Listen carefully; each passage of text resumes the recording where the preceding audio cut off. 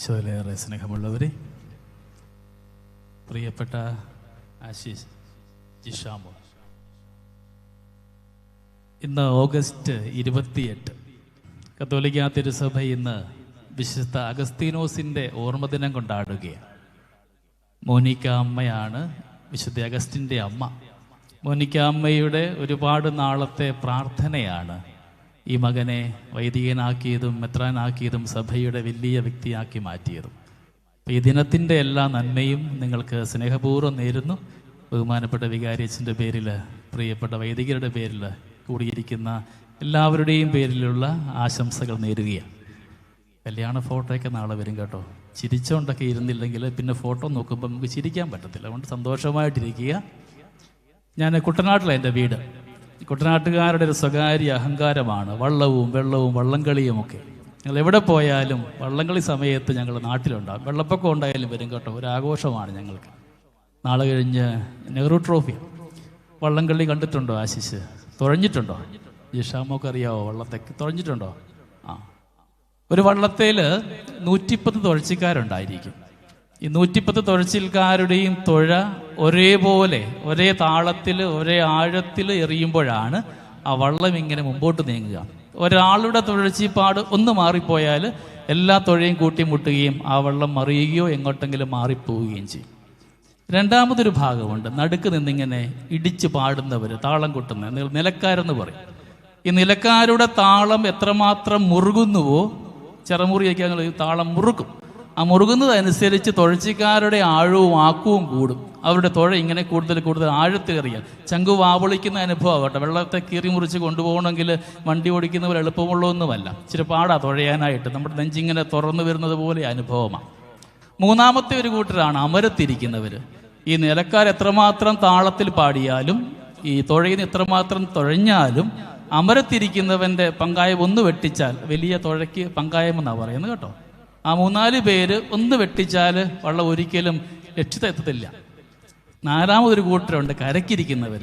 ഈ 3 പേരും ഉണ്ടെങ്കിലും കരയ്ക്ക് ആൾക്കാർ കൈകൂട്ടുന്നില്ലെങ്കിൽ ഒരു സന്തോഷം കാണും തുഴയാനായിട്ട്. ആ കരക്കാരുടെ ചുറ്റുവട്ടത്തുള്ളവരുടെ ആരവങ്ങളും ആർപ്പുവിളികളും ഒക്കെയാണ് ഈ വഞ്ചിയെ യഥാർത്ഥ സ്ഥാനത്തേക്ക് എത്തിക്കുക. പ്രിയപ്പെട്ട ആശിഷിനെയും ജിഷാമോളെയും ഇന്ന് ഞങ്ങൾ ജീവിതമാകുന്ന ഒരു നൗകയിലേക്ക് കയറ്റിയിരിക്കുക. വിശുദ്ധമായ വിവാഹത്തോടുകൂടെ നിങ്ങളുടെ ജീവിതം ഇന്ന് ആരംഭിക്കുമ്പോൾ നിങ്ങളാണ് തുഴച്ചിക്കാർ. അവിടെ മാതാപിതാക്കളൊക്കെ ഉണ്ടാവും നിലക്കാരായിട്ട് പാട്ടുപാടാൻ, കരക്കാരുണ്ടാവും അപ്പുറം ഇത് കൈകൊട്ടുവാനും ആർപ്പുവിളിക്കുവാനും ഒക്കെ. നിങ്ങളുടെ വഞ്ചിയുടെ അമരത്ത് നിങ്ങളുടെ കർത്താവ് ഉണ്ടാകുമ്പോഴാണ് നിങ്ങളുടെ ജീവിത നൗക അനുഗ്രഹമായിട്ട് പോവുക. എങ്ങോട്ട് തുഴഞ്ഞാൽ, എത്രമാത്രം തുഴഞ്ഞാലും നിങ്ങളുടെ വഞ്ചിയെ നിയന്ത്രിക്കേണ്ടത് കർത്താവായിരിക്കണം. അമരത്ത് അവൻ്റെ സാന്നിധ്യമുണ്ടെങ്കിൽ നിങ്ങളുടെ കുടുംബജീവിതം നന്മയുടെ കാരണമായിട്ട് മാറും. ആ ഒരു ഓർമ്മയും ബോധ്യം എന്നും ഉണ്ടാവണം. ഇന്ന് ആരംഭിക്കുന്ന ഈ ജീവിതയാത്ര ശുഭകരമായിട്ട് പര്യവസാനിപ്പിക്കുവാൻ, ലക്ഷ്യത്തിലേക്ക് എത്തിക്കുവാനായിട്ട് നിങ്ങൾക്ക് വേണ്ട സഭയോട് ചേർന്നുള്ള ഒരു ജീവിതമാണ്. 2 മക്കളെയും പ്രത്യേകം അഭിനന്ദിക്കുക. കാരണം നിങ്ങളൊക്കെ പുതിയ തലമുറയുടെ മക്കളാണ് അല്ലേ. ഒത്തിരി ഓപ്ഷൻസ് പുറത്തുണ്ടായിരുന്നു. കൂടി താമസിക്കാം, കെട്ടാതെ താമസിക്കാം, ലിവിങ് ടുഗദർ ചെയ്യാം, ആലോചിച്ച് ചെയ്യാം. ഒത്തിരി പോസിബിലിറ്റീസ് ഉണ്ടായിരുന്നിട്ടും നിങ്ങൾ 2 പേർ നിങ്ങളുടെ മാതാപിതാക്കളെ അനുസരിച്ച് സഭയോട് ചേർന്ന് വിശുദ്ധമായ കൂദാശയിലൂടെ നിങ്ങളുടെ ജീവിതം മുമ്പോട്ട് കൊണ്ടുപോകാനെടുത്ത ധൈര്യം, ആ ധൈര്യം തന്നെയാണ് കേട്ടോ. ആ ധൈര്യത്തിനാണ് നിങ്ങളെ അഭിനന്ദിക്കുക. നിങ്ങളുടെ മാതാപിതാക്കളെയും സ്നേഹത്തോടെ ഓർക്കുന്നു. ആ മക്കളെ വളർത്തിയതിൻ്റെ പുണ്യമാണത്. സണിച്ചനെ എനിക്ക് 15 വർഷം മുമ്പ് പോലെ അറിയാം. ഞങ്ങളൊക്കെ ബോംബെയിൽ പള്ളി ചെല്ലുമ്പോൾ കൂടപ്പറപ്പുകളെ പോലെ ഞങ്ങൾ സ്നേഹിക്കുന്നവരൊക്കെ. എല്ലാ ആവശ്യത്തിനും, വണ്ടിയെങ്കിൽ വണ്ടി, ഭക്ഷണമെങ്കിൽ ഭക്ഷണം, പള്ളി കൂടെ നിൽക്കുക, എന്ത് ആവശ്യത്തിനും ഇവരൊക്കെ. എൻ്റെ ഓൾട്ടർ ബോയ് ആണ് മനുവും ആശീഷും ഒക്കെ 15 വർഷം മുമ്പ്. അപ്പം ആ നന്മയിൽ ആ മക്കളെ വളർത്തിയതിൻ്റെ പുണ്യമാണ് ആ മക്കൾക്ക്. അത് തന്നെയായിരിക്കും ജിഷായി ഉറപ്പായിട്ടും അല്ലേ. അപ്പം നിങ്ങളുടെ മക്കൾ നിങ്ങളെ അനുസരിച്ചു എന്നുള്ളത് വലിയ ചാരിതാർത്ഥ്യത്തോടുകൂടി നിങ്ങളുടെ ആകാം, സന്തോഷത്തോടു കൂടി ആവാം. പ്രിയപ്പെട്ട ആശിഷ് ആൻഡ് ജിഷാമോൾ, ഈ പറയുന്നത് പോലത്തെ സുഖകരമൊന്നുമല്ല കുടുംബജീവിതം കേട്ടോ. ഒത്തിരി പാടാം. ബാഹ്യമോടിയൊക്കെ അനുഗ്രഹമായിരിക്കും, അലങ്കാരമൊക്കെ ഉണ്ടാവും. വൈകിട്ട് കുളിയെ കഴിഞ്ഞ് മുഖം പൊടി മാറ്റുമ്പോൾ നമ്മുടെ ജീവിതത്തിലേക്ക് നമ്മൾ കടക്കാൻ പോവുകയാണ്.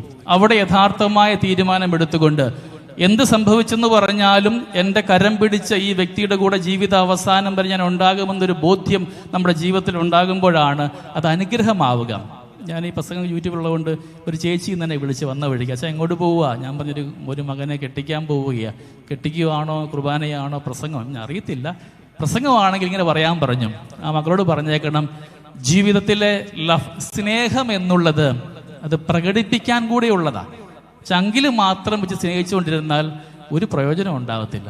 അത് പ്രകടിപ്പിക്കുകയും ചെയ്യണം. മാർപ്പാപ്പ പറഞ്ഞത് ഇപ്രകാരം, ഫ്രാൻസിസ് മാർപ്പാപ്പ, love should be experienced and expressed.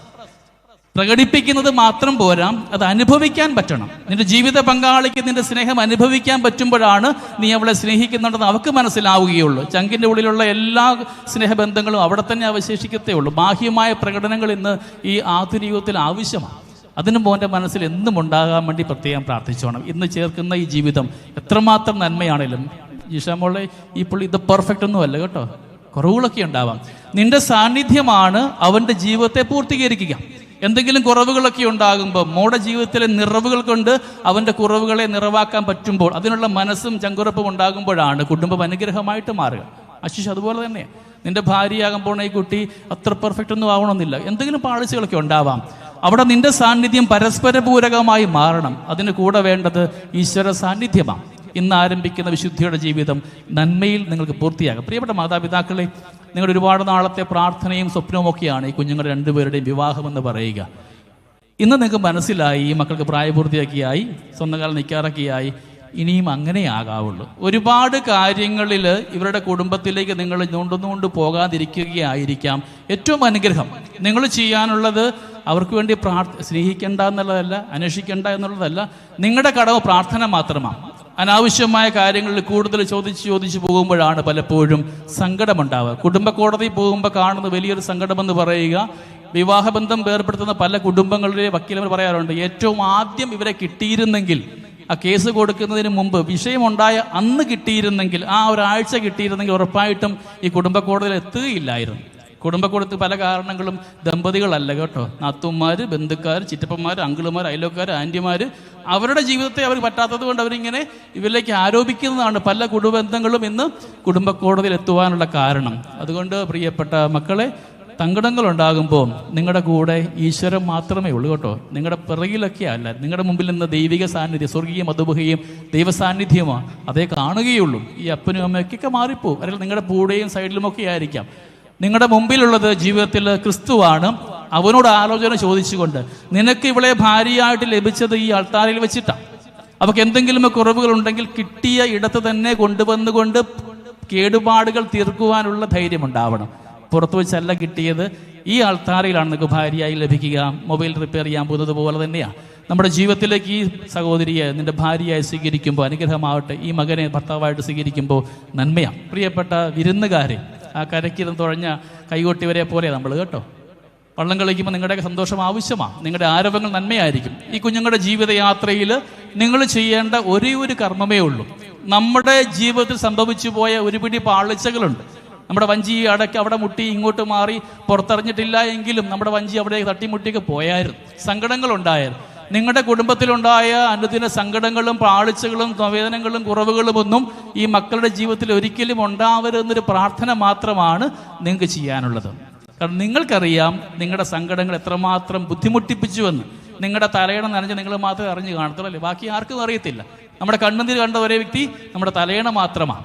മനസാക്ഷിക്കുള്ളിലെ സങ്കടങ്ങളെയൊക്കെ ഈ മക്കൾക്ക് ഒരിക്കലും ഉണ്ടാവാതിരിക്കാനായിട്ട് പ്രത്യേകം പ്രാർത്ഥിക്കുക.